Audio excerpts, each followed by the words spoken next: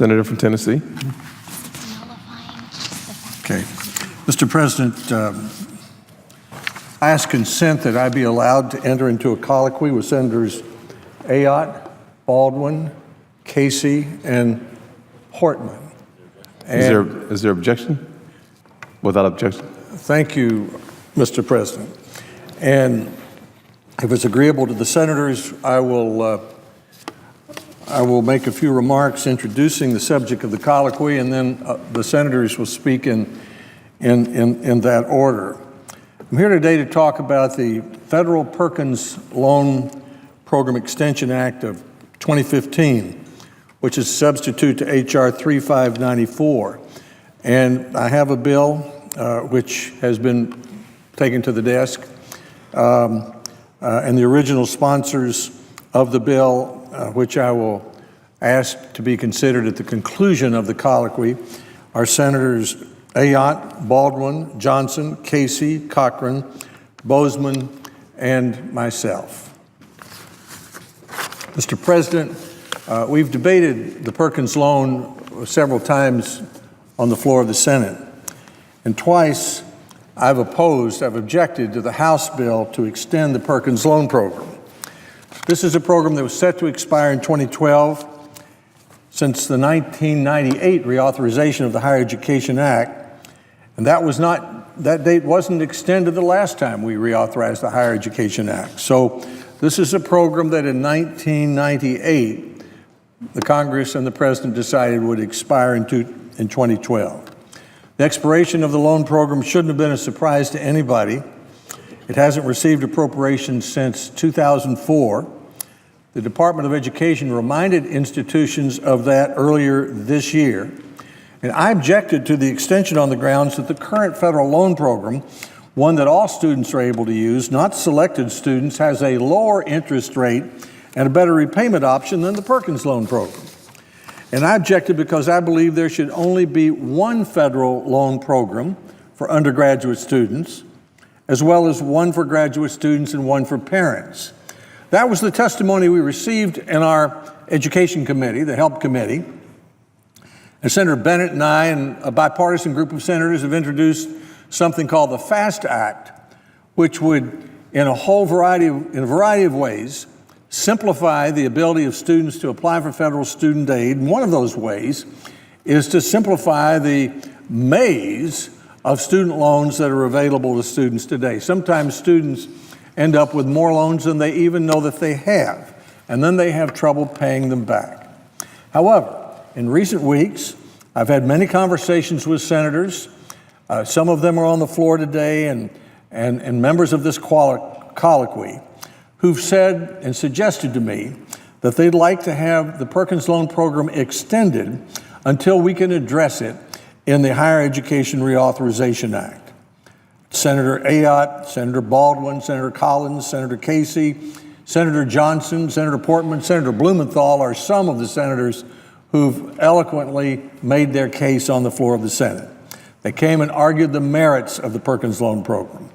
Most of their arguments relied on the use of these loans by students to provide financing up to a student's full cost of attendance to meet a gap in funding that's above their direct federal loan limits for the very neediest students. Or they argued it was an important resource for students in urgent circumstances, such as when a student's parent loses a job. I listened to these senators. I've listened to university presidents and others who've talked with me about it. And as a result today, I come here with what I believe is a fair compromise, co-sponsored by the senators that I mentioned, to address the specific issues raised. We propose a 2-year extension of the Perkins Loan Program while we work on a long-term solution for simplifying the student aid program. This extension will give us time to move forward on the Higher Education Act reauthorization next year and come to a consensus on how to simplify the federal student aid program that's become so complicated that many students don't even apply for the loans, and many of those who do don't realize the opportunities they have to pay the loans back according to very generous terms. That being said, I think it's important for me to say that I'm still frankly skeptical of the merits of this duplicative loan program, which only serves 5% of all student loan borrowers and amounts to a little over 0.5% of all the outstanding student loans that we have in the country today. The program provides an average loan of about $2,000 and illustrates the complicated mess our student loan system is in today.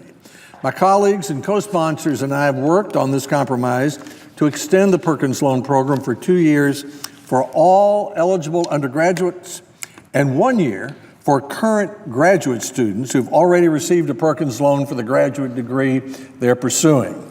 Here's what the substitute does. It extends the Perkins Loan Program until September 30, 2017 for all eligible undergraduates.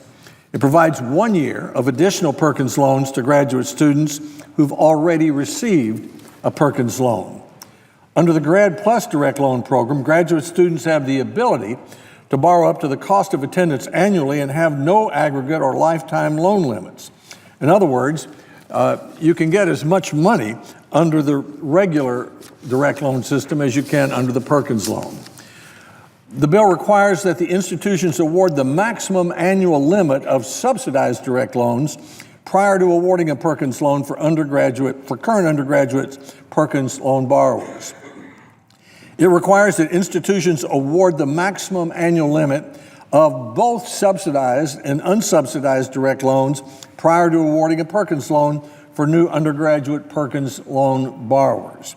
It requires the institution to disclose to Perkins loan borrowers the following: that the program's ending.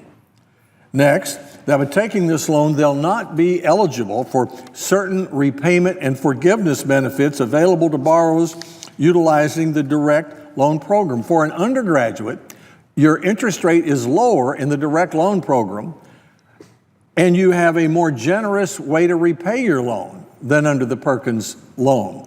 We want the Perkins loan borrowers to know that. We want them to know they may consolidate their Perkins loan into a federal direct loan to receive the benefits of the direct loan program, that is, the lower rate and the more generous repayment terms. We want them to know that federal direct loans and Perkins loans have different interest rates. We want them to know that if they're receiving a Perkins loan as an undergraduate today, and they've received one in the past, that their institution has already awarded all subsidized federal direct loans for which they may be eligible for that year. In other words, the Perkins loan may be their third loan. Many students borrow more than they should and then have trouble paying it back. And we want them to know that if they're receiving a Perkins loan for the first time, their institution's already been awarded all subsidized and unsubsidized federal direct loans for which they were eligible that year. Mr. President, if this sounds complicated, it is. And it is a reason why the millions of students across our country who take advantage of generous federal grants and loans, more than $35 billion in grants that you don't have to pay back every year, a total outstanding debt of student loans of $1.2 trillion, more than 100 billion new loans every year. It's such a maze and so complicated that many students don't understand how much they're borrowing. So that was my purpose in objecting to an automatic extension of the Perkins loan without thinking about it in terms of how we simplify and make it easier for students to understand the tangled maze of federal student aid system.